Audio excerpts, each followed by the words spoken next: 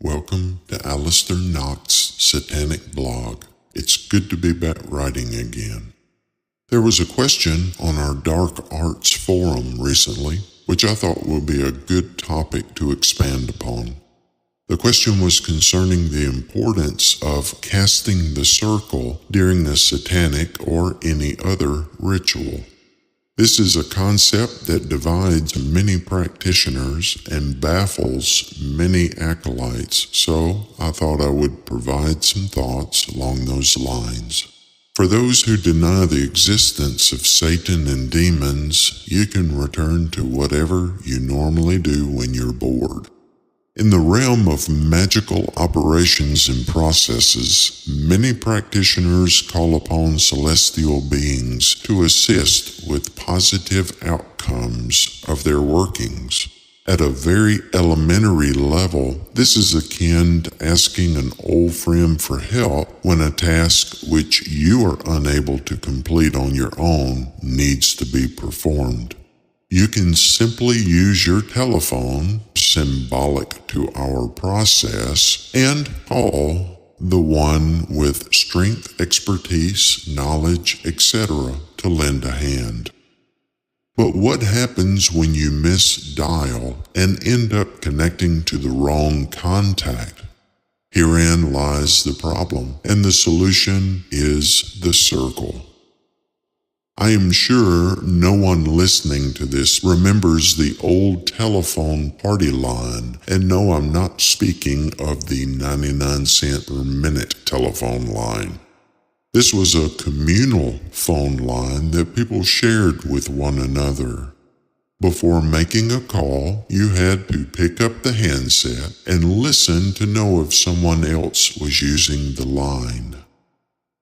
If you heard a conversation, you simply hung up and made your call later. If this were used today, we would have a multitude of people going totally crazy waiting to make their call. Now, imagine you are making a call magically to a familiar demon or spirit, but while calling, another demon or spirit listens in on the call and responds instead.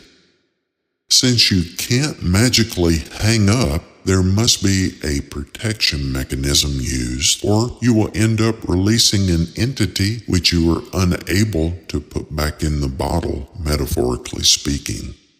There is nothing like an obnoxious, belligerent, uninvited visitor to put a big wrinkle in the fabric of your ritual. The circle is that protection mechanism. It helps to contain the entity as it first appears, and you can symbolically pull the plug before full manifestation. Be aware, once an entity has fully manifested in your physical dimension, you may not be strong enough, spiritually, magically, or cognitively, to control the uninvited guest. Symbolically, 1 foot here and 1 foot there places the entity at a serious disadvantage. However, once firmly here in our reality, it may be beyond your capability to control. Another piece to this magical puzzle is an assumption made by many. Manifestation equals physical, flesh, bone, goo, etc. Let's look closer at this and sort it into categories. The first category is dimensional. This is limited to the 3 dimensions that we as humans are capable of perceiving through one or more of our senses. Dimensional manifestation is one which we perceive through an experience in a physical manner. This may be a temperature, image, sound, feeling, etc. The second category is metaphysical. This is neither limited by dimensions nor by perceptions. Metaphysical manifestation of a demon or spirit is of the mind. This often occurs on the astral plane during a ritual or during meditation. Just to really confuse the novice, there is also dimensional/metaphysical manifestations also, such as a physical possession of the host's body and mind concurrently. This is also a subject for another blog post. While we're on the subject, let me explain astral presence. This is probably the most common form of quasi-manifestation for beginners in the dark arts. Astral presence is the close proximity of an entity to the human, yet the entity remains firmly on the other side of the veil.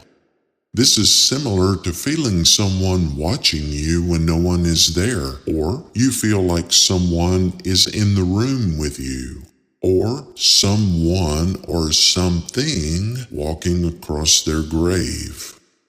It's not a touch per se, but a shiver up the spine. In my experience, these are brief and wonderful interludes, which are calming and warming, but that's just me. My advice, always cast a circle. You will be glad you did. For more information on demons that I frequently call upon, take a look at Sanctum of Shadows, Volume 2, Corpus Satanas. Until next time, this is Aleister Nacht. Hail Satan and Satanic blessings.